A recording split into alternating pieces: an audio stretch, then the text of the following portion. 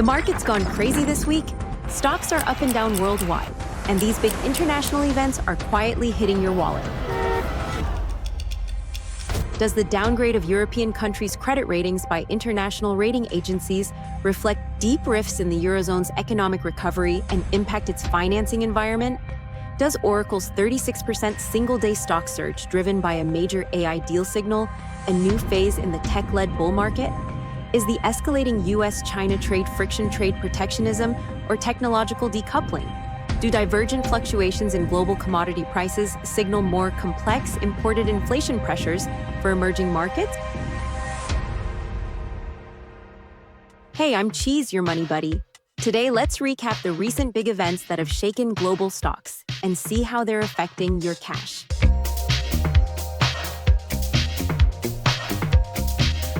September 12th to 13th, international rating agencies adjusted European countries' credit ratings.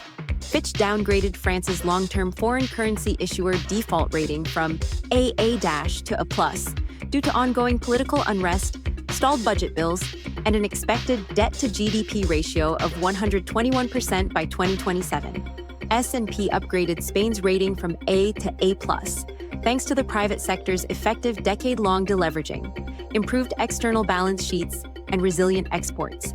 After the news, France's 10-year government bond yield rose 6.6 basis points to 3.505%, widening its yield spread with German bonds to 79 basis points. Spain's IBEX 35 index fell slightly by 0.11%, but its government bond returns outperformed European indices. Impact: France's financing costs up versus Spain's environment better. Divergence shows deep Eurozone recovery and core peripheral resilience gaps. Takeaway: Eurozone investors should guard against widening French-German spreads, adjust high-res Southern European asset a loss, and assess political cycles' fiscal impact.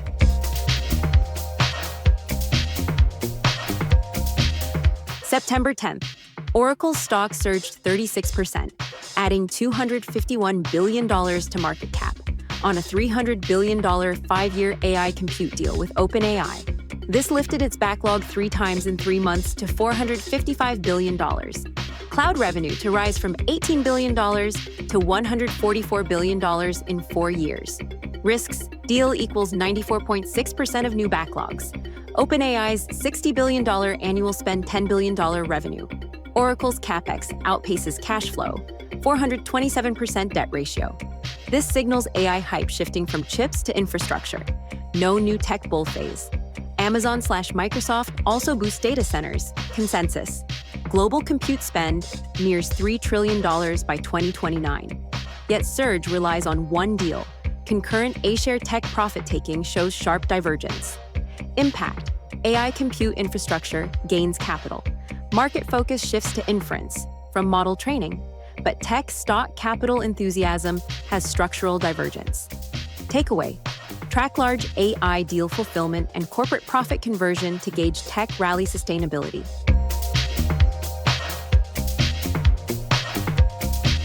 Since 2025, US-China trade econ frictions have escalated, with the US pushing trade protection plus tech decoupling. On one hand, it slapped up to 145% tariffs on EVs, solar panels, and scrapped small parcel duty exemptions. On the other, it added 50-plus Chinese high-tech firms to its entity list, restricted 70%, clearly centered on tech decoupling.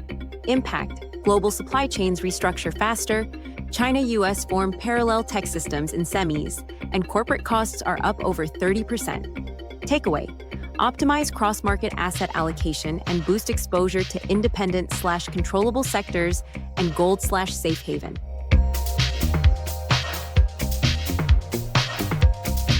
Since 2025, global commodity prices have diverged. Precious metals up over 24% in H1, copper/aluminum volatile at highs, energy goods down over 9%. Geopolitical conflicts and tariffs have fueled market uncertainty. Energy importers benefited short-term from cheaper oil, but high precious/industrial metal prices alongside a stronger USD. This shows imported inflation pressure in EMs is more complex. Not just price hikes, but a mix of price divergence, local currency weakening, and supply chain disruptions. Impact: Imported inflation pressure in EMS is more complex from overlapping divergent commodities and local currency weakening, raising monetary policy challenges. Takeaway: investors should track divergent commodity trends and EM currency moves closely, boost anti-inflation assets, and avoid high external debt currency risks.